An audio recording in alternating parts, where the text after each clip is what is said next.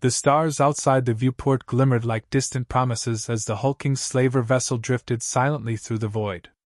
Driven by greed and conquest, the crew barely registered the significance of such beauty. Their focus was on the latest acquisition, a solitary human girl taken from a small, unarmed vessel that had wandered too close to their patrol route. They expected cries, panic, the typical pleading they had heard from countless captives. But instead, the girl sat quietly in a dimly lit cell, her back straight and her gaze unblinking. Cold metallic footsteps echoed in the corridor as two reptilian guards approached. Their scales shimmered under flickering lights, their voices dripping with amusement. One tapped the containment shield, as if prodding an animal. "Look at the little mammal," he said with a snort, speaking in a coarse tongue that crackled through universal translators. "Barely old enough to know what galaxy she's in. These humans breed them fearless, but they always scream eventually." The girl remained silent, fingers loosely threaded in her lap. She didn't shrink or shy away from the bars. Instead, she observed them with a calm that made the guards exchange glances of mild irritation. One of them pressed the thermal scanner against the barrier and squinted at the readings. "Healthy, uninjured, good. That'll increase her auction value." Later, she was marched down a corridor toward the central hold, where other captives, of various species, huddled in trembling clusters. The aliens didn't hide their disdain. Several drunken deckhands jeered loudly as she passed, making exaggerated impressions of primitive humans. Someone tossed a scrap of food at her. It slid across the floor and struck her boot. She continued walking without breaking stride, eyes forward, posture unchanged. The others watched her with surprise. Some even straightened their spines, as though drawing strength from her stillness. When she reached the command platform, the slaver captain stepped forward, tall, bone-plated, with a scar bisecting one amber eye. "You," he growled, the word dripping with contempt. "State your name. And more importantly, state your lineage. We need full records before auction." She said her name clearly, voice soft but firm. When prompted for her mother's name, she simply replied, "I advise you not to ask." The surrounding officers erupted in laughter. The analyst at the console raised a ridged brow and leaned over the captain's shoulder. "Listen to the little thing. Advise? You think you're in a position to advise anyone?" The girl didn't reply. She didn't even blink at the insult. The captain leaned forward, lowering his voice. "Let me rephrase. You will provide the name, or you will suffer. We know how to break even resilient species." Her eyes held his for a long moment. The room grew oddly quieter. Some passing crews slowed to listen. Finally, she repeated, "You shouldn't ask." One of the junior officers scoffed. "Humans. Always pretending to be strong. They aren't warriors. They're barely past the industrial age. You've seen the files. They are frail. Soft-boned. Emotional. If they didn't hide on that little blue rock of theirs, they'd be extinct by now." The captain nodded with a dark grin, stepping back. "Very well. We'll see about that." He motioned to the guard. The girl was forced to her knees. The officer aimed a neural prod at her temple, trigger finger tightening. "Final question. Mother's name?" The prod's tip glowed, but her voice came again, steady as a blade. "This is your last chance. Don't speak her name." The air shifted slightly. There was no fear in her tone, only an eerie, quiet certainty. That uncertainty began spreading through the command room like a subtle toxin. The captain's grin faltered, though he didn't understand why. Rage flared to replace his unease. "Enough. Initiate an immediate cross-reference on all known human families. Start with Earth-based military lines. She obviously belongs to one of their little militia clans." The analyst typed rapidly, the console flickering. "Understood. Initiating search. Shouldn't take long." Several officers leaned in, eager to mock whatever insignificant name appeared on the screen. The girl remained kneeling, head slightly bowed, lips pressed into a thin line, not in submission, but like someone suppressing a truth the others could not yet comprehend. Far outside the ship, unseen and unnoticed, A far more massive vessel pierced the darkness, vectoring toward the slaver's coordinates at silent, unrelenting speed. The slaver vessel's interior buzzed with activity as officers crowded around the command console. The girl had been returned to herself for the moment, the captain believing it more dramatic to announce the results of their search personally. Excited murmurs traveled through the corridors. Several crew members speculated about which small colony the girl might belong to. Most assumed she was the child of a minor diplomat or low-level officer, someone of laughable importance compared to the great dominions of the galaxy. That assumption fueled a growing wave of smugness. In the meanwhile, the girl sat against the cold wall of her cell, hair falling loosely across her shoulders. Her breathing remained steady, though her eyes occasionally flicked to the ceiling, as if she sensed something approaching. The guard assigned to watch her paced back and forth, trying and failing to provoke a reaction with mocking comments. His voice dripped with satisfaction as he described the future that awaited her in the markets. She offered him no recognition. The guard eventually grew frustrated and left in search of someone more appreciative of his boasts. In the control room, the motionless crowd waited for the results of the database probe. The officer operating the terminal let out a sharp, deliberate exhale as he accessed the human imperial records, eyes narrowing in concentration. Cross-reference complete. Starting lineage match now. The captain leaned forward with a smirk. The screen scrolled through hundreds of files at a rapid pace. Images, mission logs, casualty reports. Each time a personal profile was activated, the system attempted to cross-match genetic markers. A few false positives popped up before being immediately dismissed. With each failed match, the slavers laughed a little louder. One of the younger tacticians folded his arms and scoffed quietly. This is a waste of time. Even if we figure out her lineage, it changes nothing. Humans are weak by nature. If anything, maybe we can get a slightly better price if we label her offspring of a decorated officer. Another slaver cracked a grin. Just imagine, daughter of some pathetic Earth general, as if that matters out here. The moment she steps onto the auction platform, she'll be reminded of her true place. The search suddenly slowed. The scrolling halted on a single profile.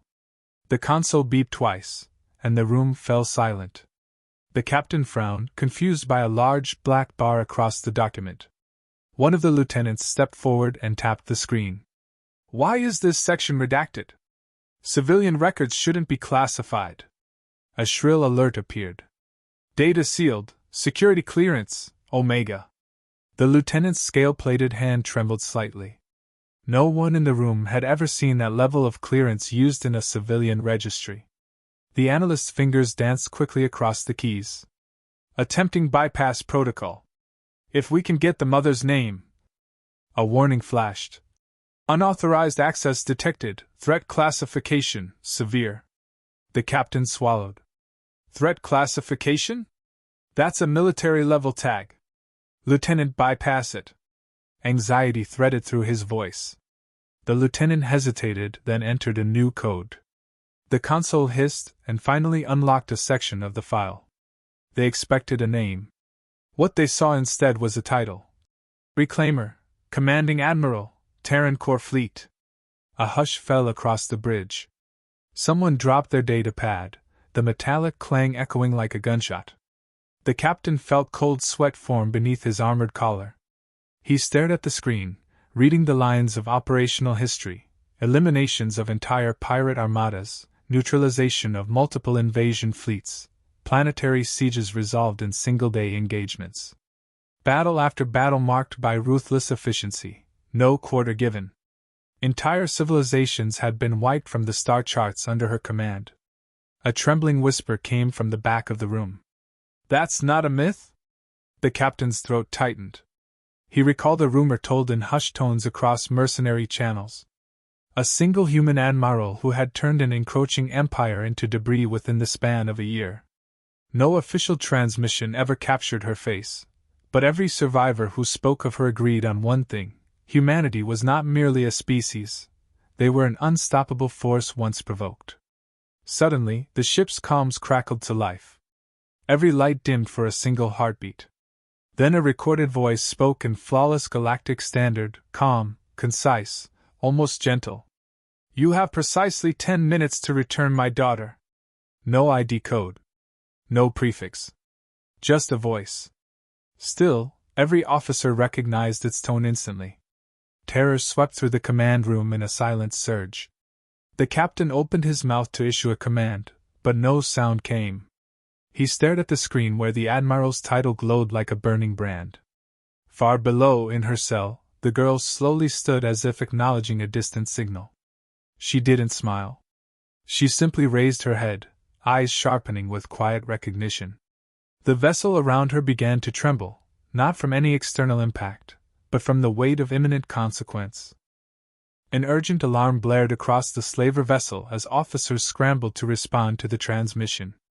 Engineers poured into the control room, frantically checking sensors. The captain demanded a location trace, voice cracking under the strain of restrained panic. Find that ship? Now. The sensor chief pulled up the external array, eyes widening when a massive object appeared at the edge of the grid.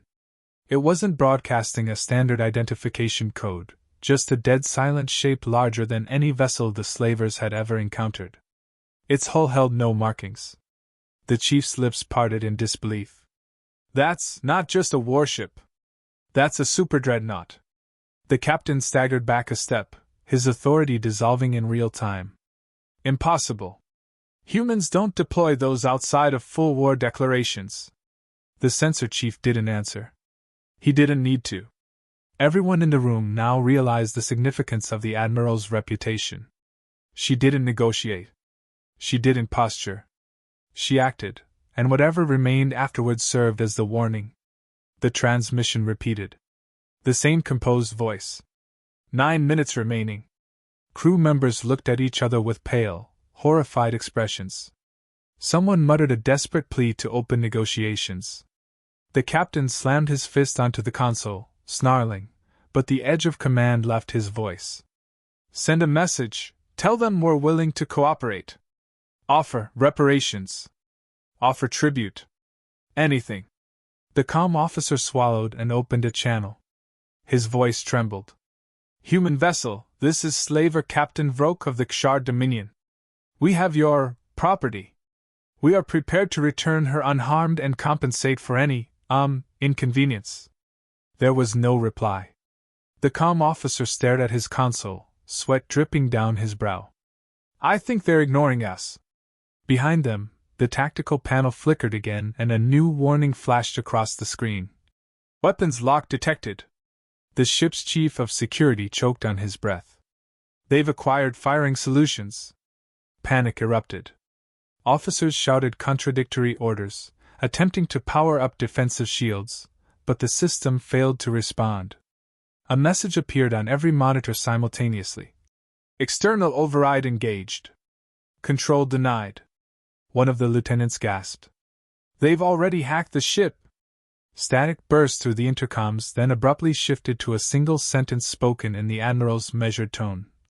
8 minutes. The captain looked around at his crew, every facade of arrogance gone, replaced only by primal fear. Get the girl. Return her. Right now. Racing footsteps thundered down the corridor as guards sprinted toward the containment wing. 2 of them nearly stumbled as they reached the girl's cell. The moment the barrier lowered, she stepped forward without a word.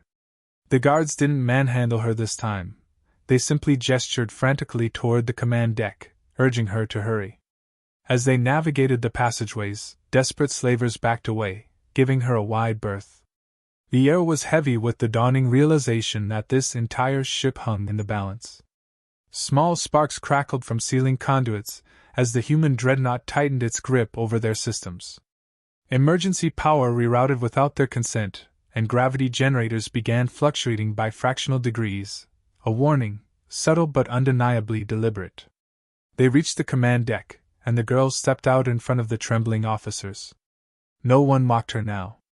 No one dared speak. The captain, sweat-soaked and trembling, stared at her, unable to form coherent words. She met his gaze and waited. The calm officer opened the channel once more. This time his voice was little more than a cracked whisper. We have returned your daughter. Requesting immediate ceasefire. Silence. 5 agonizing seconds passed. Then the familiar voice echoed over the speakers, devoid of anger, simply final. Status confirmed. 7 minutes? The captain blinked, confused. 7 minutes? But we returned her! The girl stepped closer, quiet and unblinking as she delivered the truth the entire crew feared to hear. She didn't ask for my return. She stated a fact. You had 10 minutes to return me alive. There was never going to be a negotiation. The room froze. Horror settled in every pair of alien eyes as the realization struck. This was not a deadline for exchange. It was a sentence. The Admiral had simply given them a final opportunity to avoid killing her daughter in the impending blast. Nothing they did now could stop what was coming. A new message appeared on every screen. 6 minutes.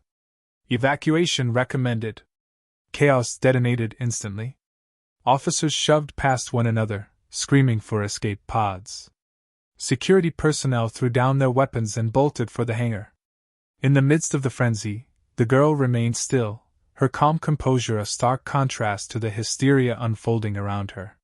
Far above the slaver vessel, the massive human dreadnought rotated slightly, aligning its primary cannons for a full volley strike. Inside its command center, the Admiral stood in perfect silence, eyes fixed on the enemy ship's image, patience measured only in minutes. Escape sirens howled as slavers poured through the corridors in blind terror. Emergency blast doors slammed open and shut in rapid succession, responding to erratic power surges the crew could no longer control. Frantic officers barked conflicting orders, but chain of command had collapsed completely. Pods launched without authorization, some colliding inside cramped hangar bays. A few unlucky crew members were crushed before even reaching a console. In the control room, the captain attempted one last command override. His claws danced across the panel with desperate speed. Every attempt returned the same message in silent, merciless text. Control preempted, Reclaimer.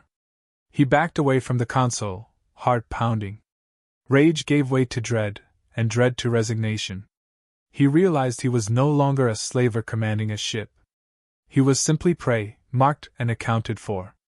The girl walked calmly through the panicked crowd, unimpeded. None dared touch her.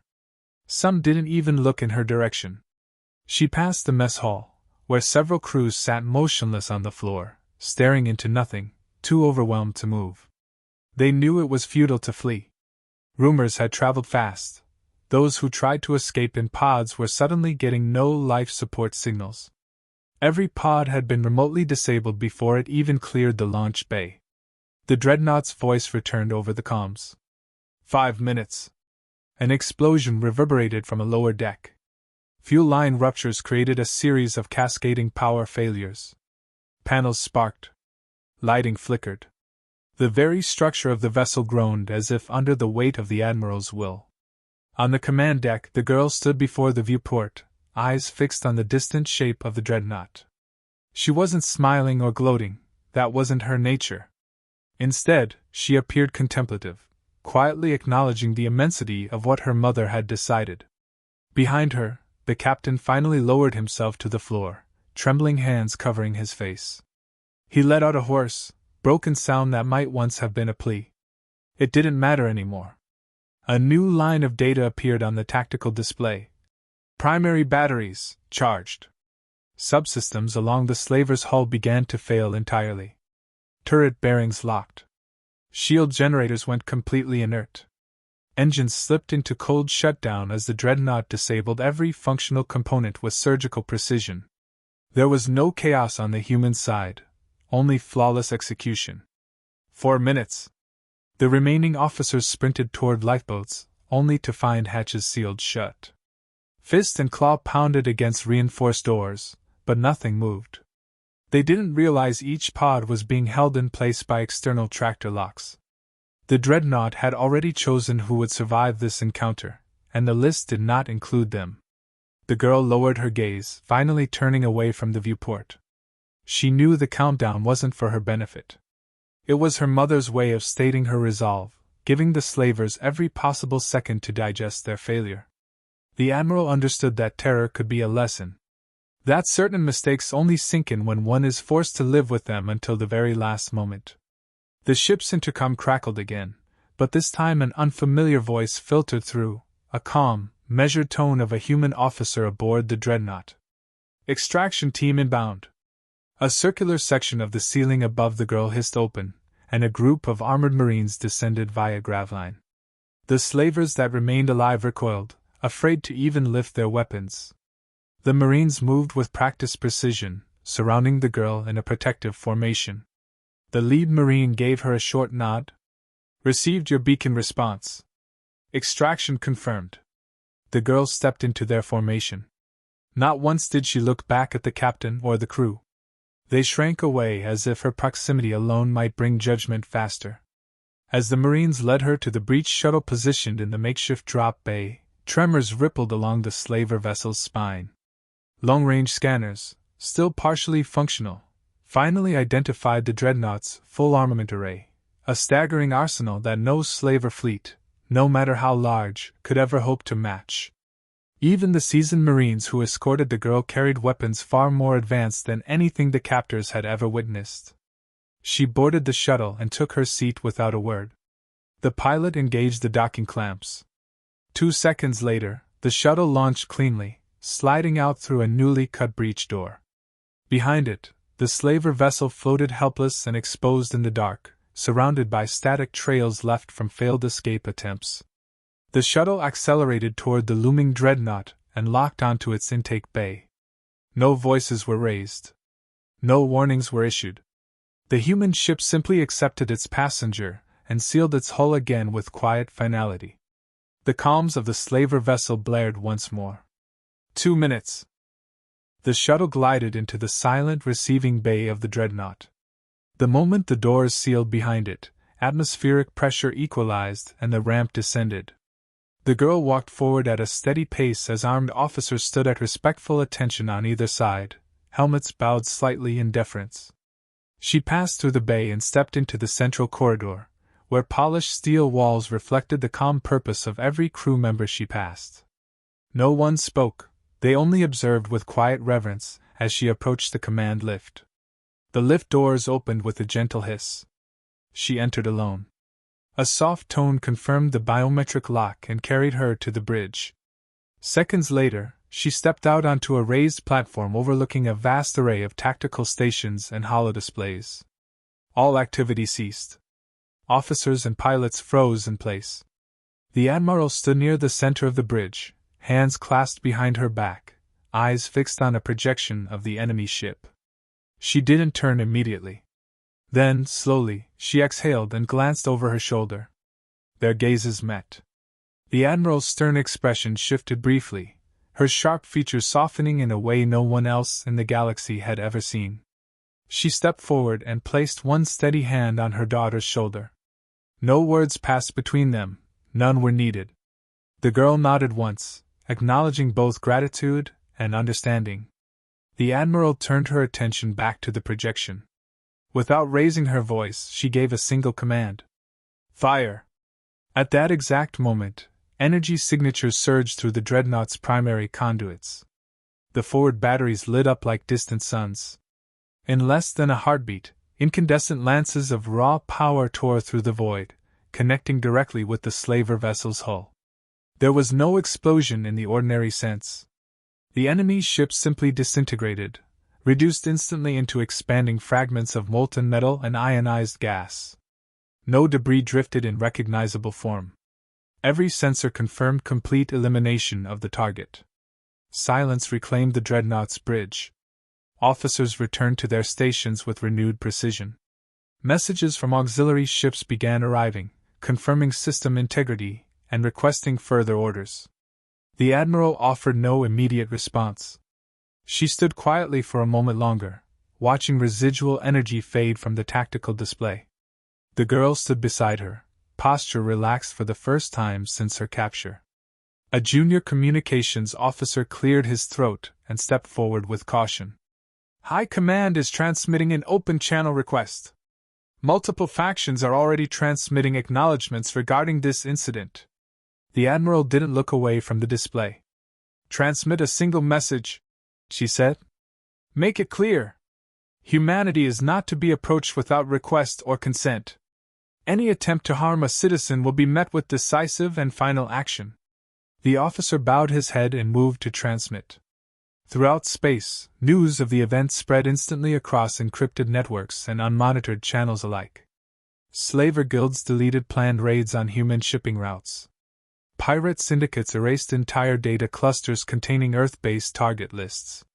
Border nations quietly adjusted patrols, remapping their spheres of influence to create wider distances from Terran space.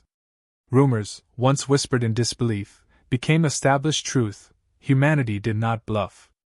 On the bridge, the Admiral deactivated the tactical projection.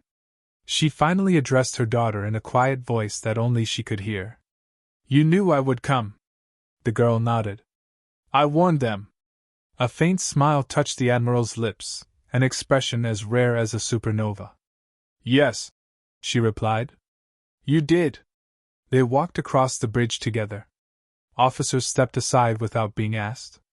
The Admiral guided her daughter toward the observation deck, where a panoramic window revealed the streaks of distant stars. The vastness of space stretched out before them, serene once again. A tactical officer approached from behind and paused several respectful paces away. "Admiral, new orders from High Command are awaiting review." The Admiral didn't turn. "They can wait." Her voice carried no anger, only calm assurance. The officer withdrew, understanding that at this moment, orders were irrelevant. The girl remained at her mother's side, gazing into the infinite expanse, fully safe for the first time since her capture. For several long seconds neither spoke. The dreadnought drifted silently through the void, its engines thrumming with restrained power. Finally, the Admiral placed an arm across her daughter's shoulders and offered a quiet, steady whisper meant only for her. "They will never dare touch you again." Far behind them, in the empty remembrance of destroyed alloy and erased lives, the galaxy itself seemed to hold its breath, forever altered by a single mistake, mocking a human girl without first learning her mother's name.